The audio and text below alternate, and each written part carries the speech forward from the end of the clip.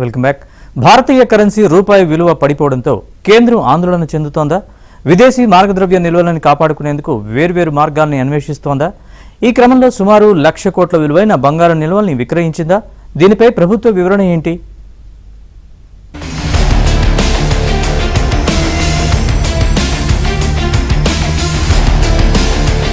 పశ్చిమాసియా యుద్ధం, అటువైపు నుంచి వస్తున్న సంక్షోభం అన్ని విధాలుగా భారతీయులను ఇబ్బంది పెడుతోంది. దేశ ఆర్థిక వ్యవస్థ కుదేలవుతోంది. గల్ఫ్ సంక్షోభానికి పర్యవసానంగా మన ఇంధన సంక్షోభం కూడా తలెత్తింది. దిగుమతుల బిల్లు బాగా పెరిగిపోయిందని ప్రకటించిన ప్రభుత్వం ప్రజలపై భారం మోపేందుకు వెనుకాడటం లేదు. ఇప్పటికే 4 పర్యాయాలు పెట్రోల్, డీజిల్ ధరలను పెంచేశారు. భారత్లో పెట్టుబడులపైన దాని ప్రభావం కనిపిస్తోంది.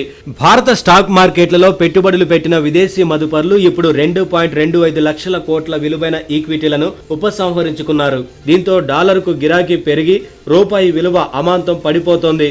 చెల్లింపుల సమస్య కారణంగా ఆర్థిక వ్యవస్థపై ఒత్తిడి పెరుగుతోంది.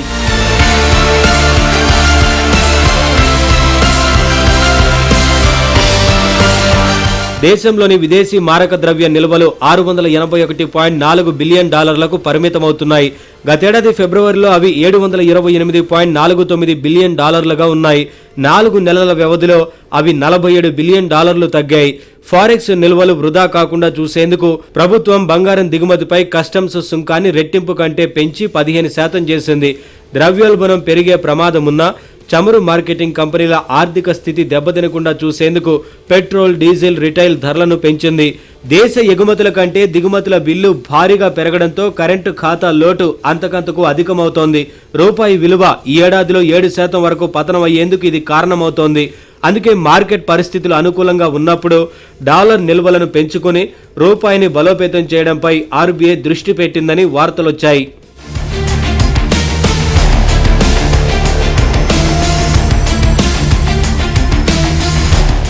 దేశం క్లిష్ట పరిస్థితుల్లో ఉన్న నేపథ్యంలో విదేశీ మారక ద్రవ్య నిల్వలను కాపాడుకునేందుకు రిజర్వ్ బ్యాంకు బంగారం విక్రయానికి దిగినట్లుగా బ్లూంబర్గ్ ఎకనామిక్స్ ఒక కథనాన్ని ప్రచురించింది.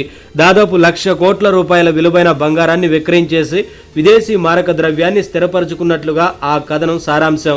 అందుకోసం 50,000 కోట్ల రూపాయల విలువైన కొత్త విదేశీ కరెన్సీ నిల్వలను సమకూర్చుకున్నట్లు కూడా బ్లూంబర్గ్ కథనం ప్రస్తావించింది. దీంతో అధికార వర్గాల్లో ఒక్కసారిగా కదలికొచ్చింది. ఫ్యాక్ట్ చెక్ చేసుకుని అదంతా అబద్ధమని తేల్చింది. రిజర్వ్ బ్యాంకు పెద్ద ఎత్తున బంగారాన్ని విక్రయించినట్లు వచ్చిన వార్తలను కేంద్ర ప్రభుత్వం ఖండించింది. 1 గ్రాము బంగారం కూడా విక్రయించలేదని, పైగా ఇప్పుడు బంగారం నిల్వలు పెరిగాయని కూడా వివరణ ఇచ్చింది. ఆర్బీఐ వద్ద ఉన్న ఫారెక్స్ నిల్వల్లో బంగారం వాటా 2025లో 13.92% ఉండగా 2026 మార్చి 31 నాటికి 16.70% పెరిగినట్లు కేంద్రం వెల్లడించింది. మే 22 నాటికి ఆ మొత్తం 16.85% పెరిగిందని ఆర్బీఐ గణాంకాలను ఉదహరించింది. ఆర్బీఐ తన వద్ద ఫిజికల్ గోల్డ్ వివరాలను ఎప్పటికప్పుడు నెలవారీ బులెటిన్లో వెల్లడిస్తోందని గుర్తు చేసింది. ఈ తేదీ వరకు అందులో ఎలాంటి మార్పు లేదని స్పష్టం చేసింది.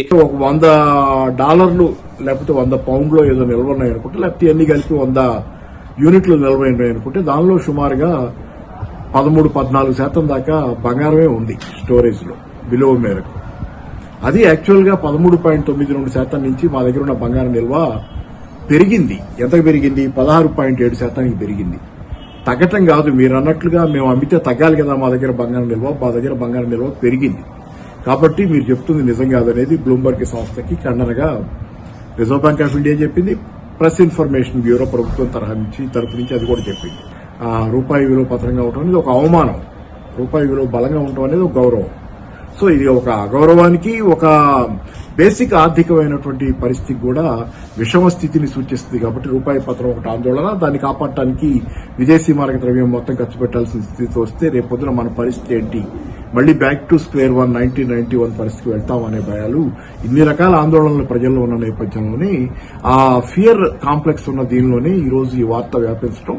అయితే దాన్ని రిజర్వ్ బ్యాంక్ గానీ ప్రెస్ ఇన్ఫర్మేషన్ బ్యూరో గానీ ఖండించింది. ప్రెస్ ఇన్ఫర్మేషన్ బ్యూరోకి చెందిన ఫ్యాక్ట్ చెక్ బృందం కూడా ఈ అంశాన్ని ధృవీకరించింది. అయితే రిజర్వ్ బ్యాంకు పరిధిలో ఉన్న బంగారం, విదేశీ మారక నిల్వలు తగ్గిన మాట మాత్రం ఎవరూ కాదనలేని వాస్తవం.